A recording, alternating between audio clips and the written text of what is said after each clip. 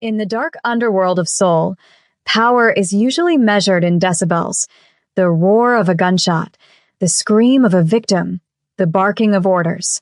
But for Dae-hyun, the undisputed king of the Gwangju Syndicate, power was absolute, terrifying silence. He sat in the back of the armored sedan, watching the neon city bleed past the rain-streaked glass like watercolor paint on a dark canvas. He was a man composed of sharp angles and bespoke tailoring, a figure carved from marble and resentment. To the outside world, he was the Silent Dragon, a moniker that carried both reverence and mockery. Born into a world without sound, he had mastered the art of reading the microscopic twitches of human facial muscles, the frantic pulse in a liar's jugular, and the rhythmic vibration of fear that hummed through floorboards. He did not need to hear a man beg to know he was desperate. He did not need to hear a betrayal to feel the shift in the air pressure of a room. His disability was his fortress, or so he told himself. The paradox of his existence was suffocating. He controlled a chaotic empire of noise, nightclubs, shipping lanes, underground gambling dens, yet he lived in a pristine, vacuum-sealed bubble. Tonight, that bubble felt heavier than usual. He rubbed his temples, where a dull, throbbing pressure had been building for weeks, a ghost in the machine of his skull. His lieutenant, a man named Choi, sat in the front seat, his mouth moving in the rearview mirror. Dae-hyun watched the lips. "We have the shipment. The Russians are satisfied." Dae-hyun merely nodded, his gaze returning to the window. He was feared. He was obeyed. He was unstoppable. But as the car idled at a red light, he saw a street musician playing a saxophone on the corner. The man's cheeks puffed out, his body swaying with an invisible rhythm, eyes closed in ecstasy. Dae-hyun felt a sudden, violent spike of envy that nearly made him shatter the glass. He possessed billions in assets, yet he could not purchase the one thing the beggar on the corner gave away for free. The car accelerated, the vibration of the engine humming against his spine, a poor substitute for the music he had never known. The penthouse was a monument to brutalist architecture and isolation, a sprawling expanse of concrete, steel, and floor-to-ceiling glass overlooking the Han River. It was designed to maximize visual command. There were no hidden corners here, nowhere for an assassin to lurk. Dae-hyun entered, tossing his damp overcoat onto a leather recliner, the vibration of his own footsteps registering as familiar thuds in his heels. The lights were dimmed, casting long, melancholic shadows across the polished slate floors. It was here, in this fortress of solitude, that the sensory deprivation became a tangible weight. He poured a glass of amber whiskey, the crystal decanter catching the ambient city light, and watched the liquid swirl. He could feel the liquid hit the glass, a subtle tremor in his hand, but the clink was absent. It was a silent movie of a life, played on an infinite loop. Then, movement caught his peripheral vision. A silhouette moved near the library shelves, fluid and distinct from the jagged, nervous movements of his guards. It was the new maid, Imani. She had been with the household for 3 weeks, a quiet presence that Dae-hyun had initially categorized as background scenery, irrelevant to the violent calculus of his daily life. But she was difficult to ignore. She was 28, with skin the color of deep obsidian and eyes that held a startling, intelligent depth. She moved with a dancer's grace, a deliberate economy of motion that didn't vibrate the floorboards like the heavy-footed thugs he employed. She was dusting the upper shelves, stretching, her form illuminated by the moonlight filtering through the rain. Dae-hyun paused, the whiskey glass halfway to his lips. In his world of hypervigilance, everyone was a threat until proven otherwise, yet Imani registered as something else. A disruption. A variable he hadn't solved. He found himself studying her, not as a boss evaluates a subordinate, but as a man starved of beauty evaluates a work of art. She turned, sensing his gaze, the sixth sense that people develop when a predator enters the room, and bowed deeply. He saw her lips move. "Good evening, sir." The politeness was standard, but there was no fear in her eyes, only a calm, observant curiosity. It unsettled him. It intrigued him. The headache returned with a vengeance, no longer a dull throb, but a piercing lance of white-hot agony drilling behind his right ear. It was a specific, localized pain, right where the external component of his high-end cochlear implant sat, a device that Dr. Kong, his personal physician for 20 years, had insisted he wore despite its failure to ever produce sound. To stimulate the dormant nerve, Kong had said, to prevent atrophy, Dae-hyun grimaced, dropping the whiskey glass. It shattered on the floor. He didn't hear the crash, but he felt the vibration of the impact travel up his legs. He stumbled, gripping the edge of the granite island, his knuckles turning white. The room began to spin, the visual input of the city lights smearing into nauseating streaks of neon. This was not a migraine. This was a malfunction. He gasped for air, his vision tunneling. He tried to signal for his guards, but his hands were shaking too violently to sign. Through the haze of pain, he saw Imani rush forward. She didn't scream or panic. Her face was a mask of focused determination. She bypassed the broken glass, her movements swift and silent, appearing at his side like a phantom. She reached out, her hands warm and firm against his biceps, steadying him. He looked into her eyes, seeing his own reflection distorted by pain. He tried to push her away. Weakness was death in his world, and he could not be seen like this. But he lacked the strength.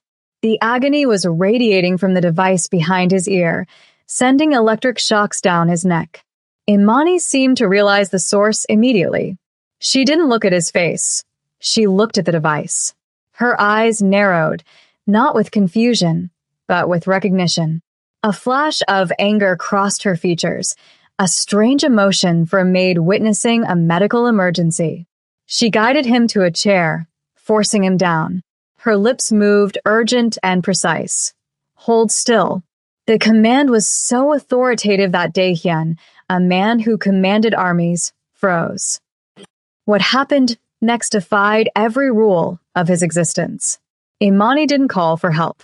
She didn't run for the intercom. Instead, she reached into the pocket of her apron and pulled out a small, specialized multi-tool, something a maid would never carry, something that looked more suited to a watchmaker or a bomb technician. She stepped in close, her body pressing against his shoulder, her scent of jasmine and rain overwhelming his senses. He felt the cold metal of the tool against the skin behind his ear. Panic flared in his chest. Was she an assassin? Was this the end? But the pain was so blinding he couldn't fight back. With surgical precision, she manipulated the casing of his external processor. He felt a click, a vibration that rattled his skull, and then she pulled something out. It wasn't a battery. It wasn't a wire. She held it up to the light, her expression grim. It was a small, translucent chip, no larger than a fingernail, pulsing with a faint, rhythmic red light. It was a dampener, a signal jammer, a parasitic piece of technology designed not to aid hearing, but to suppress it. Dae-hyun stared at the object, his mind reeling, trying to comprehend the geometry of the betrayal. He had been told his nerves were dead. He had been told there was no hope. But as Imani tossed the chip onto the table, she reached back to his ear and adjusted a frequency dial on the processor that had been locked for decades. She looked at him, her eyes fierce, and whispered something. But he didn't read her lips. He didn't have to. The sensation hit him like a physical blow, a tidal wave of pressure that nearly knocked him out of the chair. It wasn't sound, not at first. It was violence. It was a raw, scraping, chaotic intrusion into a sanctuary of silence. The air itself seemed to scream.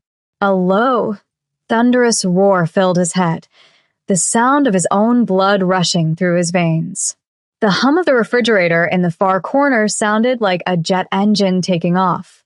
The rain against the window, previously a poetic visual, was now a barrage of machine gun fire. Tuck, tuck, tuck, tuck. He clamped his hands over his ears, curling inward, a guttural cry ripping from his throat. He heard that too, a ragged, animalistic sound that terrified him because he had never heard his own voice before. It was deep, rasping, and uncontrolled. Sensory amplification was an understatement. This was sensory assault. The world was too loud, too sharp, too present. Every dust mote seemed to have a frequency. The fabric of his shirt rustling against his skin sounded like sandpaper on concrete. He was drowning in a sea of noise, his brain scrambling to interpret signals it hadn't processed since birth. He was gasping, hyperventilating, the shock threatening to send him into cardiac arrest. He was a god brought down to earth, stripped of his armor, flayed alive by the atmosphere. He squeezed his eyes shut, trying to block out the visual input to focus on the auditory agony, but the synesthesia was overwhelming. The sounds had colors, jagged flashes of red and violent purple bursting behind his eyelids. Through the chaos, a single sound began to cut through the static. It was soft, rhythmic, and melodic. A lifeline thrown into a hurricane. It was a voice. Not the distorted, muffled vibrations he had imagined, but a clear, resonant tone that seemed to wrap around his frayed nerves like warm silk. "Look at me," the voice said. "Focus on me." He opened his eyes, tears streaming down his face, tears of pain, of shock, of a lifetime of silence breaking. Imani was kneeling before him, her hands cupping his face, her thumbs stroking his cheekbones. Her mouth was moving, and for the first time, the movement matched the sound. "Breathe, Daehyun. Just breathe." The sound of his name, spoken by another human being, was the most profound thing he had ever experienced. It was intimate, terrifyingly real. He stared at her, seeing her not just as a maid, but as the architect of his rebirth. The realization hit him with the force of a bullet. He could hear. He had always been able to hear. The dampener she had removed. It meant his disability was a lie, a manufactured cage. His doctor, his lieutenant, the people he trusted, they had done this. They had kept him deaf to control him, to keep him isolated, to make him the perfect, predictable weapon. The shock began to transmute into a cold, lethal fury, but Imani held his gaze, anchoring him in the present. "Do not let the noise win," she whispered, her voice a soothing contrast to the mechanical shrieks of the apartment. "Listen to my voice." Only my voice in that moment, amidst the cacophony of a new world, a dark, dangerous romance was born, not of flowers and dates, but of shared secrets and the shattering of chains. He leaned into her touch, the first sound he truly understood being the beat of her heart as she pulled him into an embrace, shielding him from the noise of the world he was about to burn down. For the first hour, Daehyun remained in the chair, his body trembling with the aftershocks of sensory integration. Every input was a physical assault. The distant wail of a siren 3 miles away felt like a needle being dragged across the surface of his brain. The hum of the penthouse's climate control system was a low, menacing growl that seemed to vibrate in his molars. Imani did not leave his side. She became the filter, the buffer between his raw, exposed nerves and the chaotic frequency of existence. She moved around the room, dampening the environment, closing heavy velvet drapes to muffle the street noise, placing thick rugs over the echoing slate, turning off the buzzing halogen lights until only the soft, silent glow of a singular lamp remained. She returned to him, her movements now accompanied by the soft swish-swish of fabric, a sound he found inexplicably erotic and grounding. She adjusted the dial on the processor again, dialing the sensitivity down, fine-tuning the chaos into something manageable. "Focus on the small sounds," she instructed, her voice a low contralto that resonated in his chest. "Don't try to hear the city. Hear the room. Hear the clock," Daehyun focused. On the mantelpiece, An antique pendulum clock swung. Tick, tock, tick, tock. The rhythm was precise, mechanical, and soothing. It was the first orderly thing he had heard in his life. He latched onto it, using the metronome to sync his breathing, slowing the frantic galloping of his heart. As the panic receded, it was replaced by a cold, crystalline clarity. The chip. The red, pulsing chip that lay on the table like an extracted tumor. He reached out and picked it up, feeling its weight. It was high-grade tech, military application. This wasn't a medical error. It was a prison sentence disguised as a cure.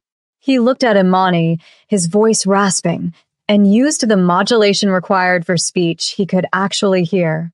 How long? He asked. The sound of his own voice was deep, gravelly, foreign. Imani didn't flinch.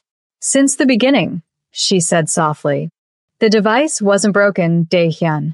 It was locked. The implication was a vast, sprawling architecture of cruelty. His silence had been the foundation of his empire, but it had also been his leash, held by men he called brothers. The following morning brought the true test, a performance of deception that required every ounce of Dae-hyun's iron will. He had to play the Deaf King, the silent dragon, while the world roared its secrets into his newly awakened ears. He sat at the head of the mahogany conference table in his private boardroom, the leather chair creaking beneath him, a sound he now knew signaled shifting weight, nervousness. Lieutenant Choi sat to his right, and Dr. Kong, the architect of his silence, sat to his left. They went through the motions of the weekly briefing. Choi used sign language, his hands moving with practiced, sharp efficiency. Revenue is up 12% in the Incheon sector. The dock workers are compliant.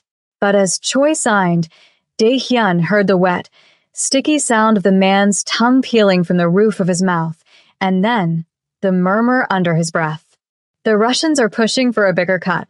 If he doesn't agree, they'll burn the warehouse. Dae-hyun kept his face an impassive mask, staring at Choi's hands, pretending to absorb only the visual data. The disconnect was jarring. The sign language said compliance.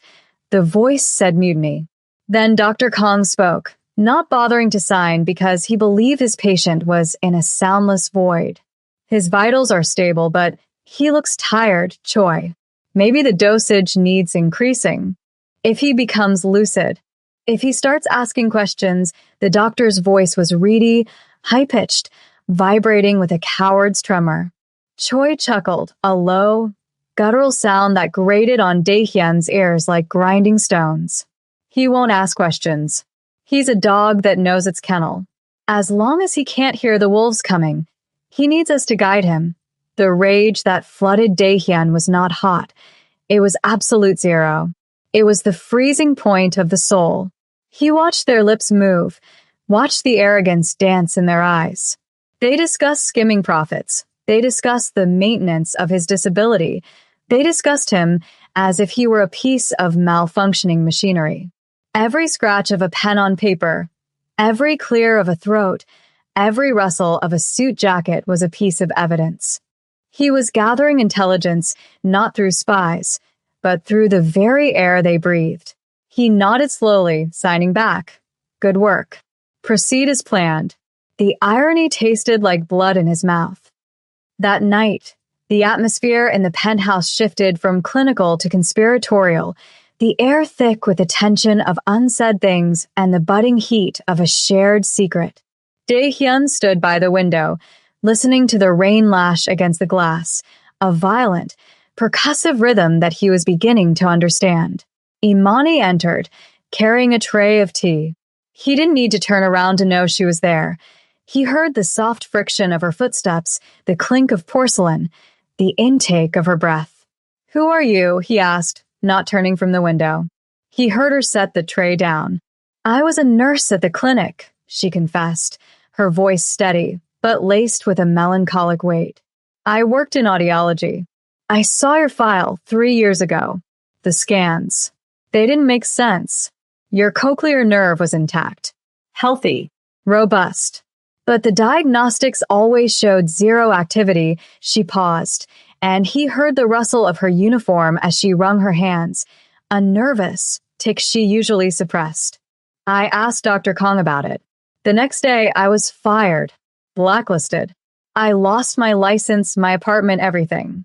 I ended up cleaning floors to survive. When the agency sent me here, I knew. I knew I had to check the device. Dae-hyun turned then, looking at her. In the dim light, she was a revelation. He stepped closer, the distance between them closing until he could hear the faint, rapid beat of her heart. It was the most honest sound he had heard all day.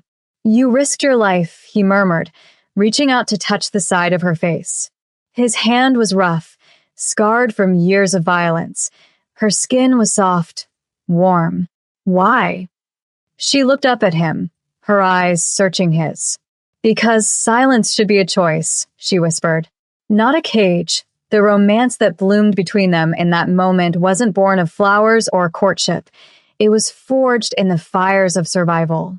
He leaned down, his forehead resting against hers, and for the first time, he listened to the sound of another person's breathing not as a medical sign, but as a shared intimacy. The world was loud, dangerous, and treacherous, but in the circle of her arms, the noise fell away, leaving only the rhythm of two people plotting a war. The trap was set with the meticulous precision of a composer writing a symphony. Dae-hyun arranged a private dinner, a celebration of the quarter's earnings. He invited only the inner circle, Choi, Dr. Kong, and two of the key capos who had been conspiring with the Russians. The dining room was prepared for acoustic perfection, hard surfaces, minimal drapery. He wanted to hear everything. He wanted to hear the fear. As they ate, the mood was jovial, fueled by expensive wine and the assumption of the boss's ignorance. Imani served the courses, moving like a shadow, her eyes meeting Dae-hyun's briefly, a silent exchange of readiness. Dae-hyun sat at the head of the table, his implant covered by his hair, the processor turned to maximum sensitivity. He heard the scrape of silverware on china, the gulping of wine, the shifting of feet under the table. He waited until the main course was cleared. Then he tapped his glass with a spoon. Ting, ting, ting. The sound was crystal clear, a piercing note that cut through the conversation. The room fell silent. Dae-hyun looked at Choi. He didn't sign. He didn't gesture. He simply opened his mouth and spoke, his voice booming, resonant, and terrifyingly controlled. "Do you think," he began, savoring the shock that rippled through the room, the collective gasp that sounded like the air being sucked out of an airlock, "that the Russians will pay you enough to cover the cost of your betrayal?" The silence that followed was absolute, but to Dae-hyun, it was deafening. He heard Dr. Kang's glass slip from his fingers and hit the table, thud. He heard Choi's breath hitch, a strangled wheeze of panic. He heard the safety catches of the guards' guns clicking off at the door, guards who were loyal to the dragon, not the lieutenant. "You can hear," Choi whispered, the color draining from his face, leaving him ashen. "Since when?" Dae-hyun stood up, the chair scraping loudly against the floor, a deliberate, aggressive sound. "Long enough to hear you sell me out for copper coins," Dae-hyun said. Long enough to hear the doctor laugh about my condition. He walked around the table, the sound of his footsteps heavy and rhythmic, like a judge's gavel. The resolution was swift, brutal, and loud. There was no need for a lengthy trial. In the underworld, the sentence for treason was written in lead and blood. But Dae-hyun did not raise a hand. He merely nodded to the shadows. The doors burst open. The sound of violence that followed was a chaotic mix of shouts, struggles, and the finality of gunshots. Bang! Bang! The concussive blasts rang in Dae-hyun's ears, sharp and stinging, but he did not flinch. He watched as Choi and Kong were dragged away, their pleas for mercy falling on ears that were now mercilessly open.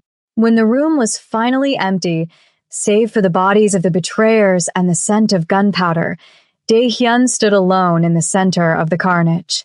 The ringing in his ear subsided, replaced by the humming silence of a city outside. He walked to the balcony doors and threw them open. The roar of soul rushed in. The traffic, the wind, the distant shouts of the living. It was a cacophony, a mess, a disaster of noise. And it was beautiful. Imani stepped out beside him, wiping a speck of blood from her cheek. She didn't say a word. She didn't have to. He could hear her presence. He turned to her, the wind whipping his hair, the sensory overload now a manageable hum in the background of his consciousness. He took her hand, squeezing it, feeling the bones and sinew, hearing the friction of skin on skin. He was the dragon, no longer silent, but roaring with the force of a storm unleashed. The city below didn't know it yet, but the rules had changed. The man who listened to everything had arrived, and his reign would be thunderous. He looked at Imani, and for the first time in his life, he whispered a secret that wasn't a lie. Music, he said, looking at the chaos of the lights below. It's all music, and as the sirens wailed in the distance,